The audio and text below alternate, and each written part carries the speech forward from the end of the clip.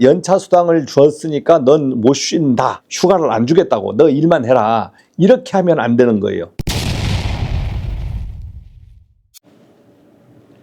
여러분 안녕하십니까? 제가 앉아있는 곳이 뭐 어디처럼 보이세요? 경비 안내 근무하는 곳입니다. 경비가 휴가를 갔습니다. 휴가를 갔으니까 이 자리를 메꿔줘야 되는 거예요. 뭐 제가 근무하는 시간에 와서 메꿔주니까 뭐 특별히 다른 수당을 받고 이런 건 없습니다. 업무를 도와주는 거죠. 경비 하시는 분들도 연차 휴가를 쓰거나 아니면 경조사 휴가를 쓰거나 이런 특별 휴가를 써버리면 자리가 비어버리잖아요. 비워버리면 저희 현장 그 운영 사정상 직원들이 노테이션 해주는 데도 있습니다.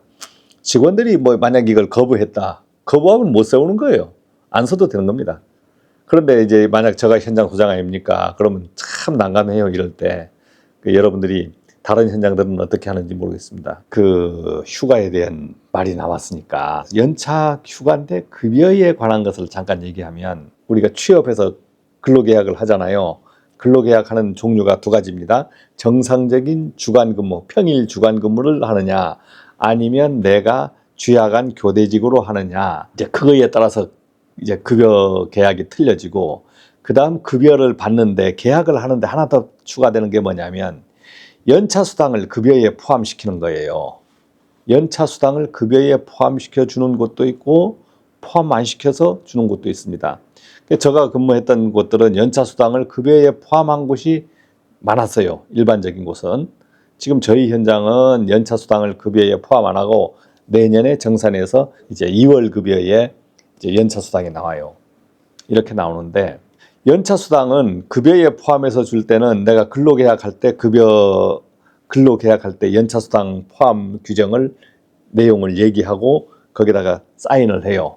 연차 수당을 급여에 포함시키면 이게 불법이냐 아니냐에 이제 따지는 분들이 많아요. 아, 급여에 포함시키면 됩니까? 연차 수당을. 왜 연차 수당을 급여에 포함시킵니까? 하지만 포함할 수 있습니다. 급여에 포함하는데 안 되는 조건은 연차 수당을 줬으니까 넌 못 쉰다. 휴가를 안 주겠다고. 너 일만 해라. 이렇게 하면 안 되는 거예요. 수당을 줬으니까 못 쉰다. 이것은 불법이 됩니다. 그러나 내 연차 수당을 너 미리 줄게. 그런데 너가 쉴 땐 쉬어. 그러나 연차는 삭감할게. 다음 연말에 정산하지 말고 여기에 그냥 바로바로 포함하자 이거지. 그러면 다음 해에 정산할 때는 연차 수당을 별도로 받을 거 없잖아요. 급여에 포함시켜서 주겠다. 그럼 왜 그러느냐? 아니 다음 해에 주지 왜 시끄럽게 이렇게 하느냐 이거지. 급여가 많아 보이잖아요. 만약에 내가 시설직을 300만 원으로 구하고 싶은데 연차 수당을 빼버리면 한 285만 원 된단 말입니다. 300만 원 급여를 공고 내는 거하고 285만 원 급여 공고 내는 거하고는 틀리잖아요.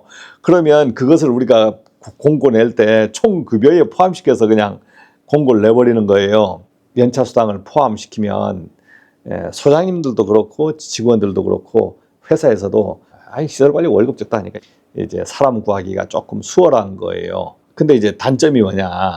1년 이상 근무한 사람에게 발생되는 부분이니까 월급을 받으면서 3개월 만에 그만둬 버렸어. 근데 수당을 그냥 월급에 포함돼서 받아갔잖아요. 그러니까 연차 수당 3개를 자기가 써버리는 결과가 된 거잖아요. 그러면 퇴사할 때 월급, 마지막 월급에 그걸 까버립니다. 까버려요. 그런 상황이 발생돼요. 왜냐하면 그거는 공짜로 줄 수 있는 건 아니거든. 이게 조금 민원의 소지도 있을 수 있고 억울하잖아요. 받은 사람은 무슨 소리냐.